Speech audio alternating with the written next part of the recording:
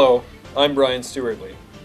This morning has been quite productive, with regional blocks having begun working papers. Let's get right to our coverage. One of the major themes has been how cultural norms must be integrated into the framework of health initiatives. For more on this, we go to our Al Jazeera correspondent. Contraception is a controversial issue among many religious communities. I'm here with the delegate from Kuwait. Does your country support the use of contraception? Despite the Muslim views of Kuwait, the contraceptive use has actually been quite high in Kuwait. There has been 53% of women shown to have access to contraceptive and has been in use. And the government actually supports contraceptive by providing IUDs for free at government clinics. Are those who believe in abstinence a barrier to the general health of Mexico? I believe that they're not, because although this is in Catholic doctrine, depending on how it is interpreted, the majority of people in, I would argue, almost any faith don't follow doctrine word for word. I'm here with the only NGO at the conference, Save the Mothers. How does Save the Mothers get the faithful individuals, the faithful mothers, to use contraception? So this is probably clearly one of their biggest problems, because so many religions around the world do not believe in contraceptives. Specifically, one is Christianity. But I think what's good about the program in Uganda is that they go in with religious views, the same, almost the same views as the ones in Uganda, and they still are promoting it. I'm Joel Balsam, reporting for Al Jazeera. Thanks, Joel. For more on this topic, we go to our SABC correspondent. Hello, I'm Nathaniel Feinstone, representing the South African Broadcasting Corporation. Family planning and contraception is, while it's so controversial when it comes to the religious aspects behind it, I think we need to, as delegates, move beyond that. Is there an existing framework to integrate women's rights into a patriarchal society?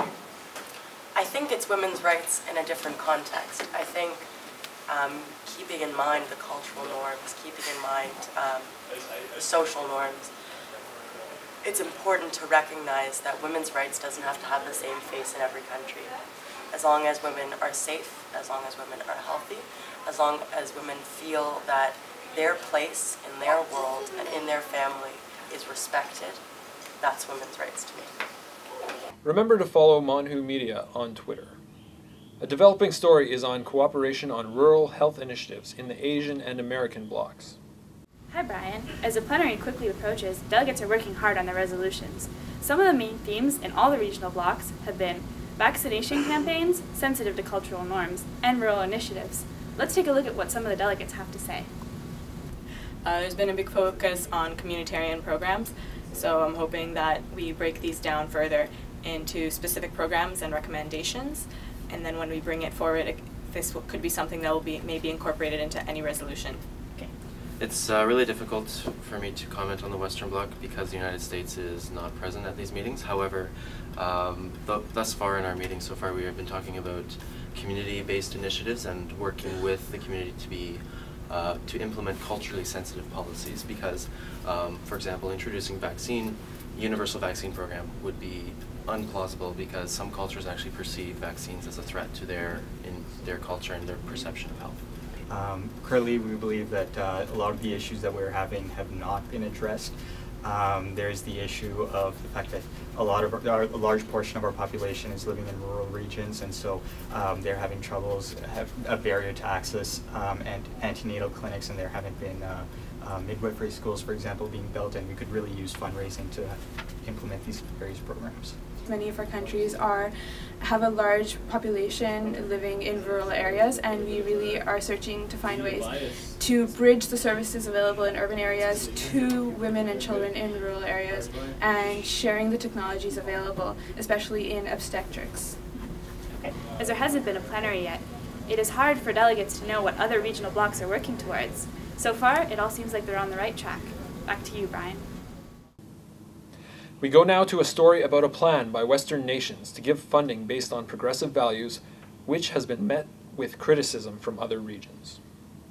Canada, as well as other countries in North America and Europe, have suggested increasing aid to countries with more progressive policies towards women. The BBC spoke with a Canadian delegate this morning. I would like to see, first of all, Canada would love to increase its foreign aid there. However, we also need more security and transparency in that the money we give will actually go to the women. And we know that in these countries, males are the dominating figures in the political scene, in the community scene, and giving money to these communities, well, they might end up in the pockets of males as opposed to the females who actually deserve the money. From what you're saying, I'm guessing that a country's policies towards rights of women will affect the amount of aid that Canada gives them. I would say so, just simply because there's less, I would suspect that there might be less of a result from our foreign aid. If we donate to a country where we know that women are valued and we know that the funds that we give them are going to the women, then I think that would be completely fine. The delegate from Sierra Leone thinks the countries in developed nations need to be more sympathetic. The countries actually in the African bloc have found it almost frustrating, the fact that northern and northwestern countries are imposing their views on abortion upon these African countries. We are making steps, we are developing in terms of our strategies. Yes, it is condescending, but yes, we do need the funding. We would appreciate more sensitivity to our condition.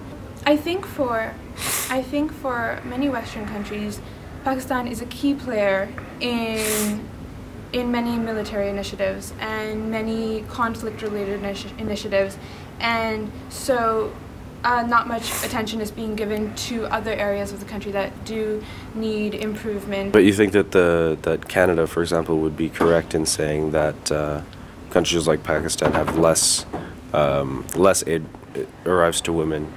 It's disproportionate in that sense. Would you agree with that? Yes, we would agree that this is the case, but we are taking concrete steps to improve that situation to bring equitable access to healthcare. Michael Bramett at Wilcock, BBC Health, Montreal. That's all for now, and remember to keep checking the website for the latest news and commentary.